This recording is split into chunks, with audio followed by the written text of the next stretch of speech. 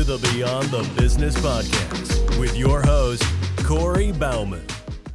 Welcome to the Beyond the Business podcast. I'm your host, Corey Bauman, and I have a very special guest with me today, Sara Bunge. Sara has been a really good friend of mine over the years as we've gotten to know each other through Master Networks. And I always remember calling into Master Networks before I worked here and like hoping you would answer just because you had that friendly voice.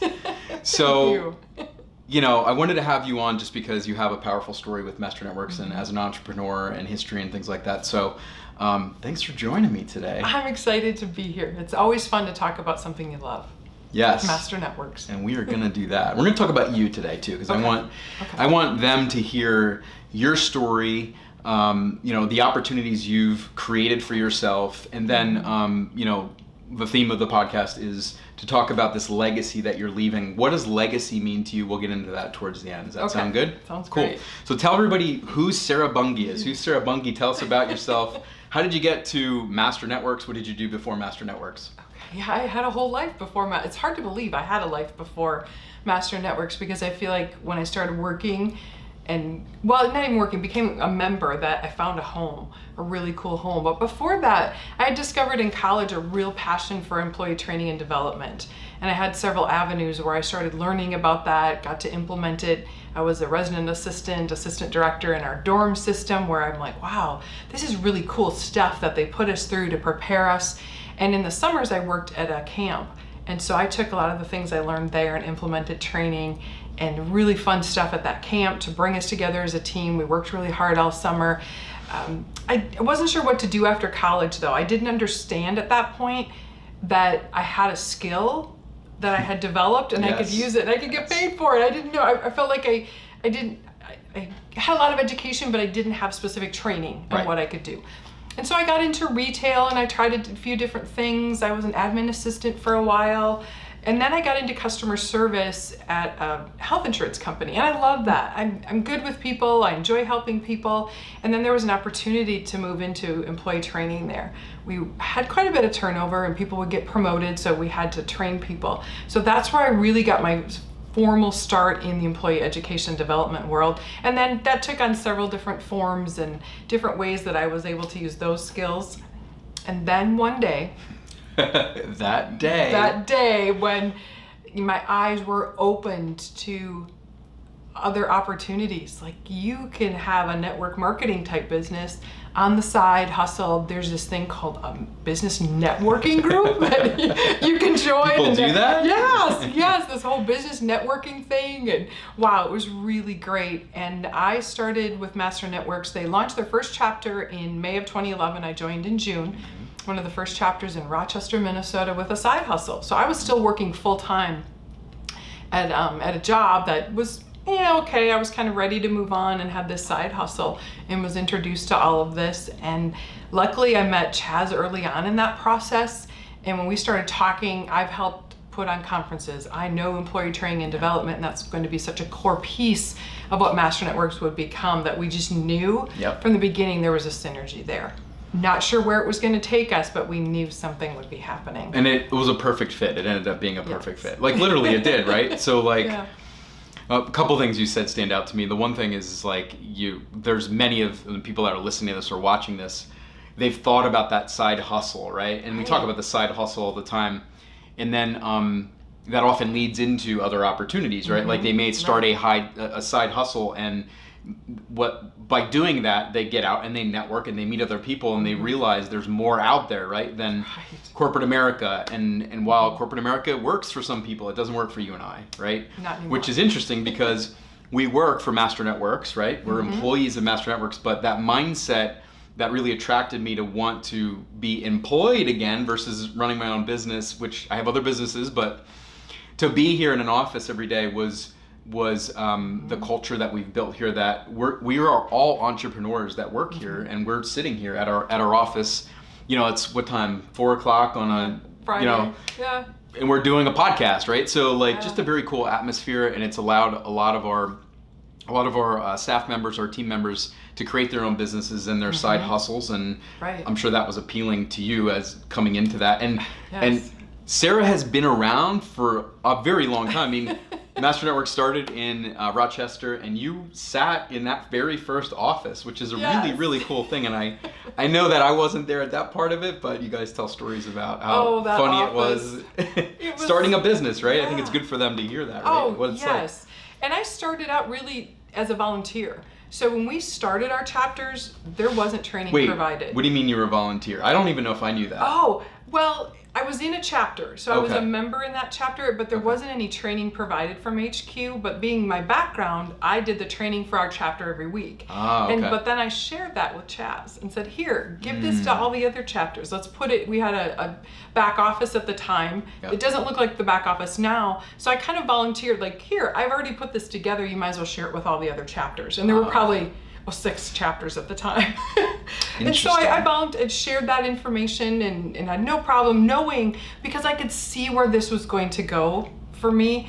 My side hustle was a passion of mine that was exciting. But as soon as I got introduced to Chaz and his vision for this company, I was like, okay, this is my end game. This is where I want to be. And so then I went on contract. And so once we decided we wanted to provide training for the chapters, I went on contract to do that. So I just worked from home, monthly would work on the training, and Chaz and I would go through it and do a few things, and then eventually on staff. And that office was a hoot. When I think about it now, it was an older office. It was kind of disjointed. Like there was a big room where Caitlin and I sat and we'd look at each other, and there were no blinds on the windows. So as the sun would go by, we'd be ducking behind our computers to work. In the winter, snow would blow in the door sometimes. So we'd come in the morning and there'd be a little bit of snow in there. Oh my gosh. Yeah, it was crazy. And it wasn't, we made it work. Yeah. And the couch, there was a big couch there that you sat in and you sank in. So you kind of needed a hand to get back out of that couch. But such great memories. I've never been part of a startup like that before. Tough times though, okay, do we have enough money to go buy supplies? Not today. Yeah. Okay, we'll make do, we'll figure it out. We'll bring paper towels and napkins from home. Yeah. Those kinds of things. So it was really tough at times. Yeah. Yet we all worked really hard, and whatever it takes. That's where I learned that mentality. When we had, failed invoices, people's credit cards weren't working, they were expired. You know what we did? Caitlin, Chaz, and I split up the list, and all 3 of us made those calls. That's really, really. Whoever was available to answer the phone answered. So there were times it was me, it was Caitlin, it was Chaz. Yeah. It was that really neat mentality of whatever it takes to get this done, because we could all see what this was going to become one day. So fond memories, but boy, a lot of excitement when we moved to Texas and had this beautiful new office. Well, and the sacrifices we make to start businesses, the people could be listening to this or watching this, and they're either thinking about starting a business or they're in year 2 of their business, and they can relate to sacrifices that have to be made as you're launching a business, and not having, nice office space in the beginning, and all of those things that most entrepreneurs go through, those sacrifices. And I know you've made some sacrifices, if I can get a little bit kind of personal sacrifices on moving, right? Yeah. So talk about that a little bit. Talk about your move. What did you go through mentally? How did your family take it when you had, when we said, hey, we're going to move Master Networks from Minnesota to Dallas, Texas, a completely different animal, right? So how did that work? Really rocked my world. I felt as though, so it was November of 2013 when I started at Master Networks as an employee. I felt like I'd hit the jackpot. Such a positive place. I was back doing training, things I love to do. 5 minutes from my parents, so if I needed help with my daughter, she'd come to the office, they'd come and pick her up. I felt like, oh, thank you, God, this is so amazing. And then Chaz had been down here to North Texas, to the region a few times, and he came back, he said, guys, I've been thinking, we might want to make a move. It might make sense to move HQ to Texas. And I was devastated. Don't take my job away from me. Yeah. So you kind of let things mull, and then I remember having a conversation with someone, and they're like, well, why can't you move? In my head, I had, wasn't open even to that possibility until that conversation. I thought, well, yeah, why do I have to live in Minnesota my whole life? I don't have to do that. And Chaz brought us all down here with our families to check it out.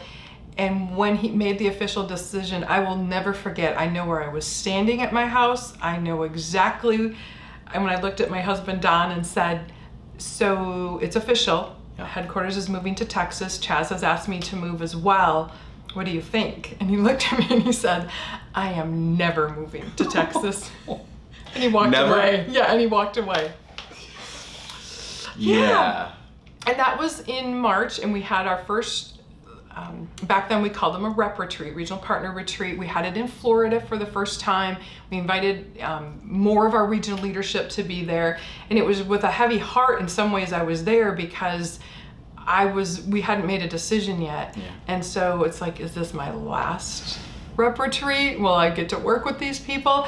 But my husband threw down a gauntlet, which you never do to people in Texas North. You know they're going to respond, and said, well, you're going to go and see all these people. Let's see how great this network is, and can they find me a job? Yep. Oh boy, so I laid The power of a network. Yes. Oh boy, did he learn quickly, because he wasn't in a job or has never been in a position where he understood networking either. Right. To really, so threw that down, and I threw that down in front of the Texas North people, and we had 3 potential jobs for him. That's by awesome. the time I left there. And through a lot of prayer, a lot of talking, discussing, he jumped on board to support me because he could see what this meant to me and all the possibilities that we had. And we put our house up, got it fixed up, and packed everything up. I remember this moment where you're halfway across the country and realize everything you own, everything you love and care about is in that U-Haul and your vehicle. And you've done that too. You know what that's like. I can relate to that. It's not even 2 years yet. And I remember a very similar phone call. I was in my basement, and I've told the story already. Actually, I told it on the last podcast. The call that Chaz got, he's like, hey, I've got some great news for you. I found you some office space. And I was like, man, what a great guy. He's leasing space for me in Philadelphia. And he said, well, the only downfall is that it's in Dallas, Texas. And we had kind of already... had kind of already started talking about it and things, but then it becomes real. Then it's like, now I have an actual offer on the table. Right. That there wasn't a chance that I was passing up, to be honest. I mean, I was taking that offer, but it's still that conversation, even though, Jen and I had talked about it and stuff. Right. There's a lot of working pieces: selling the house, cleaning the house, telling your family, like all of those things that go through it. Yeah. But I wouldn't change it for the world, and sometimes it's tough because, Bryn, our daughter's grandparents are still in Pennsylvania, right? But we have FaceTime, and they visit a lot. We go there, and I always go to, and we'll talk about whys and things like that, but I go to, like, we didn't need to know it all when we moved. You don't need to have it all figured out. No. You need to, you're the same way, like, one of the biggest reasons I moved was because of Chaz and the certainty that I had that Master Networks was going to grow and flourish, and that we'd be able to impact all these entrepreneurs and give them just the support and things that we know we can. So it was kind of a big decision, but at the same time, I mean, we prayed a lot, but we knew we were moving. And it's that, as I've learned over the years with Master Networks, is saying yes to those opportunities. We talk about that with people. Say yes. There are some things I've said yes to. Chaz asked if I could fill in, be his executive assistant. Sure, I'll do that. I've never done that before. I wasn't sure Fill what in it meant. executive assistant. And now it's been 2 years. Yeah. We thought it would be short term. I didn't really know for sure what that entailed, but I just knew if he needed that support, and that's what we needed to make sure this company could keep moving, okay, I'll say yes. We'll figure it out together. I've learned a ton about that role, what it can mean. And what I found out is that it just elevated my experience in Master Networks by saying yes to that one thing of, in my mind, okay, I'm going to take care of your calendar and take some messages. I wasn't really sure what that meant, but I've gotten to be part of amazing conversations about this company, where it's going, the growth, projects. I had somebody ask me once, do you own part of Master Networks? Are you an owner? And I said, not technically, but I feel like I am. Yeah. Sure. I honestly, the opportunities I've been given, that I've taken, like you said, you kind of create some of them too by showing up and being there, and that whatever it takes mentality. But I feel like I own part of this company. And as I move to my next phase that we can talk about in a little bit, letting go is hard. But I think, all the things that I did built an amazing foundation, and now it's time for other people to build on that and make it even better. Yeah, so good segue. So yeah, it's kind of been, this is a perfect time to do this and have you on because it's been full circle. And so now, so some of you that listen to this probably know already, but so Sara has a huge opportunity back in January, right?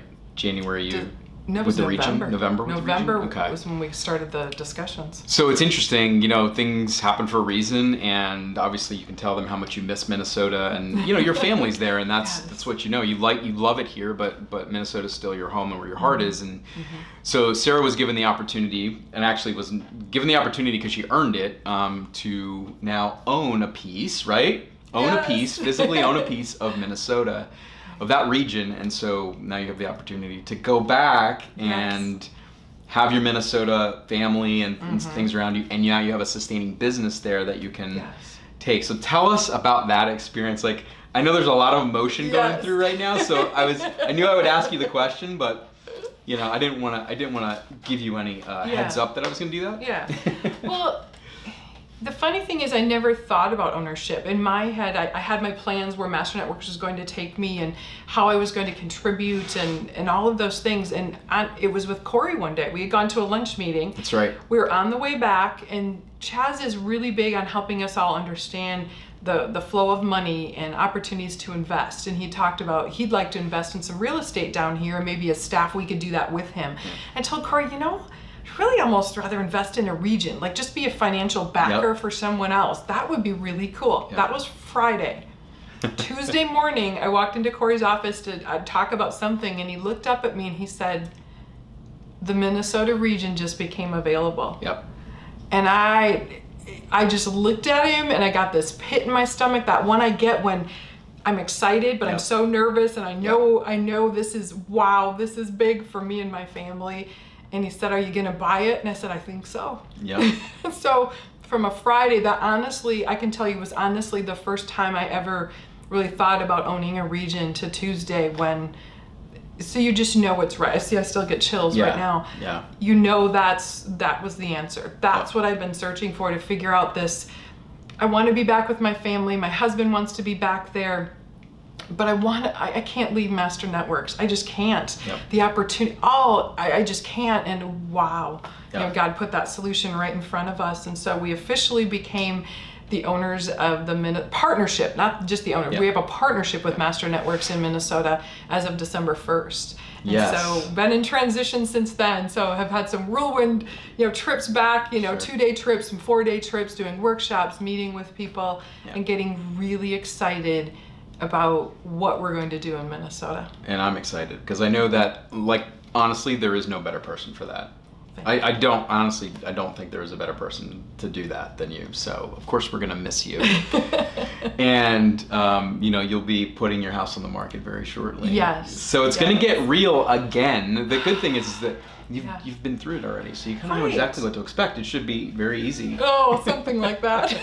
I've already warned the staff I will bawl like a baby as we leave, because this has been family down here, and the people and the HQ staff. But I promised, and I will make good on that, I'll be back more than twice a year. Yeah, we get together. We have Connect obviously once a year. We have a fall meeting, but I'll be down more often than that because I won't be able to stay away. For sure, and we want you to come back. Please come back. Don't be a stranger. And the beauty is that we talk about this family we're creating around the country, and even though you won't physically be here, because that'll be a change for you. Yes. The comforting is that we're always a phone call away. We're always a Zoom call away. We're there. We may not physically be there, but we're there, and we get each other, and that's the important part. Yeah, and I will still be helping and with the Master Networks University. Yes. The training is still, that's my creative outlet, and so that we will keep.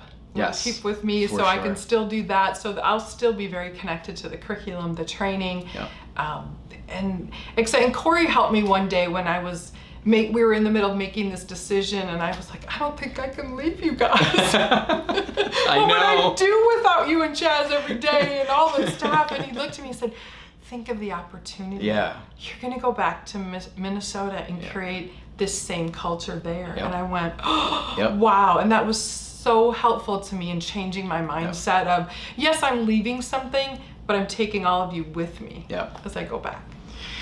So we're going to dive into legacy.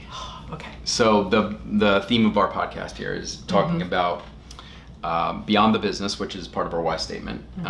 So there's no surprise that that's part of our why statement, right? Right. I truly believe that. On the last podcast, I told my story and really why it's so important to me to build legacy in Pennsylvania, right? So I own part of Pennsylvania. Right. So the questions I would have for you really are, first of all, what does legacy mean to you? Because I feel like legacy can mean different things to different people. What does a legacy mean to you? You know, the beyond the business part is that legacy. That's when the legacy comes in. So what does legacy mean to you, and what is important about it? And then what is this legacy? And you may not have all the answers, and that's okay, but this will help somebody that might be doing a job, or maybe they have their own business, but the only thing they're really looking at as a success from their business is the revenue they have coming in to pay their bills, or maybe go on a trip here and there. That's not legacy, right? Like you can have a business that's successful and save 10 grand and go to Hawaii, but that's not leaving a legacy by going to Hawaii. Right. Now that can be part of a legacy, but what does legacy mean to you? What kind of legacy do you want to leave, you know, by what you're gonna do and how you're gonna impact Minnesota?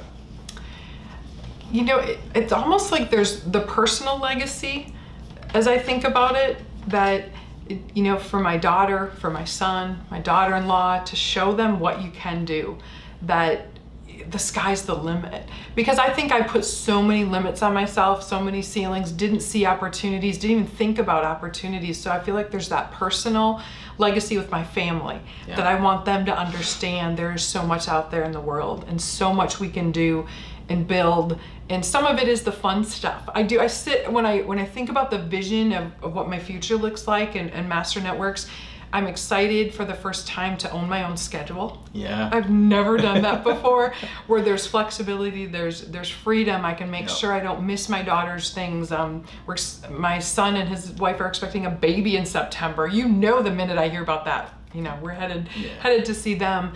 The places I'd like to travel, the experiences I want my family to have, and that we will be able to provide through Master Networks and the amazing, just the way it's going to go. Yeah, I just see that vision. Yes. I'm stumbling a little bit because there's so much there. It's a lot. So there's that personal piece of it. Yeah. And then as I've talked to the chapters in Minnesota and the members, and I think about what I want there, I realize it's not about what I want. Yeah. And I had that moment when I was talking to one of the chapters of, I'm getting emotional, because it's about all of them. Yeah. The legacy I want to leave is business people and salespeople and professionals that got to live the life they wanted to live because they were part of Master Networks. When they had a professional crisis, when they needed, we've had people stand up and say, listen, I'm in a bit of a crisis and I need to do some, 3 headshots in the next week. Who needs them? Yeah. And people step up. So personal crisis. There's a chapter in Minnesota that shared a story. Somebody had flooding going on because of a frozen pipe, and how many of the chapter members, this person wasn't even a member, rallied around this person to help them out. That whatever the crisis is, whatever your situation is, that you're able to work through that, be supported by that network, and achieve the life that you want to have. And when I realized, it's like my whole mindset shifted, because it's all about the community of us doing this together for each other. Yes. It has nothing to do with how many people I sponsor, how many workshops I put on, how many times I visit a chapter. It's about creating that community that, in my vision, is 5,000 members in Minnesota, 5,000 strong. Yeah. We're going to be known as the place you go when you need personal development, professional development. You're growing your business. You have a personal crisis, that's the group. And we go out and we do amazing things in our communities. Wow. It's powerful. And I am so excited. So one of the reasons I wanted to ask you that question is because sometimes when people, all the time, when you kind of talk about that and it comes out with your words, you probably even got clear as you were talking through that. I thought, wow, where did that come from, right? So I hope you got some clarity through that. Yes. And that's exactly why I'm doing this podcast. Like, it's important, obviously, to hear your story, but the piece where someone gets out of bed and why they get out of bed every day to do what they do, there's going to be very tough days. Like, that, Yes. know that some of the things you're going to face that you've Mm-hmm. already faced even in the region, and difficult conversations you're going to have. Mm-hmm. To continue though, if you know you're going into like a difficult conversation or a difficult meeting, but you know that the outcome is going to help push the legacy along, it makes it a lot easier sometimes to say the things you need to say. Mm-hmm. And so I'll just encourage you to hang on to the legacy piece of it and put it somewhere where you can see it all the time, and just I know I'll keep reminding you of what that is, but I appreciate you being vulnerable and sharing all that stuff with us. If you're out there building a business, if you're thinking about taking a leap, Sara mentioned it a little bit, and we get you, we understand you. It's one thing Chaz said a couple weeks ago, we were just talking, and we are building this network so that you as a business owner don't feel out on an island, right? Yeah. We understand, we're entrepreneurs, we get it. Like, we own multiple businesses and we've been through ups and downs, and we want this to be a place where an entrepreneur can come and they don't just get business training, but they truly have a place that if they need an ear to listen to, or maybe it is a service provided in that chapter of one of their members, that they have a place to go. So it's beyond the business. Build your legacy, and certainly reach out to us. I'll put Sara's information in the description on the podcast, so you can reach out to her. She, I'm sure, would answer any of your questions. Absolutely. If you're looking for a network, right, in Minnesota, yes. or anywhere, of course, but in Minnesota, if you know anybody in Minnesota that has a business or is thinking about starting one, Sara's the person to talk to about that. So we'll give her your information, and please subscribe to this podcast and continue to listen and share it, because that's the purpose of this. Share it with others so that others can learn and be inspired to do things that they might not normally want to do. Remember, we want to surround ourselves by being in proximity of people that can really push us and can pull us at the same time, and so that's the goal. So thank you. Anything else? Thank you.